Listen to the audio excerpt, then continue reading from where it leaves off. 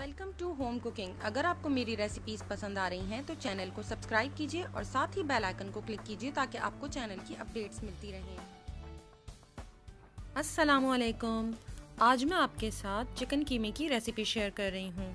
इसके लिए हमें जिन चीज़ों की ज़रूरत है उसमें शामिल हैं चिकन का कीमा आधा किलो, प्याज 2 दरमियाने जिन्हें मैंने फूड प्रोसेसर में बारीक चॉप कर लिया है, टमाटर 3 दरमियाने जिन्हें मैंने ब्लेंड कर लिया है, दही 1 कप, तेल आधा कप, मक्खन 2 खाने के चम्मच, नमक 1.5 चाय का चम्मच या हस्बे जायका, हल्दी आधा चाय का चम्मच, लाल मिर्च पाउडर 2 चाय के चम्मच या हस्बे जायका, लहसुन का पेस्ट या पाउडर 1 चाय का चम्मच, अदरक का पेस्ट या पाउडर 1 चाय का चम्मच, भुना जीरा 1 चाय का चम्मच, कसूरी मेथी 1 चाय का चम्मच, मिल्क पाउडर 2 खाने के चम्मच, गरम मसाला पाउडर 1 चाय का चम्मच।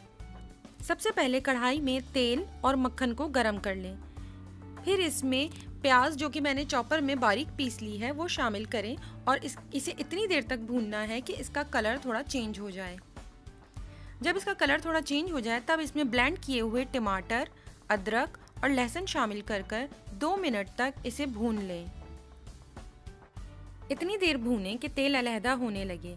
इसके बाद इसमें कीमा और साथ ही तमाम मसाले शामिल कर दें, जिसमें शामिल है नमक, जीरा भुना हुआ, हल्दी पाउडर, लाल मिर्च पाउडर। तमाम चीज़ों को अच्छी तरह से मिक्स कर लें और 2 मिनट तक इसे भून लें।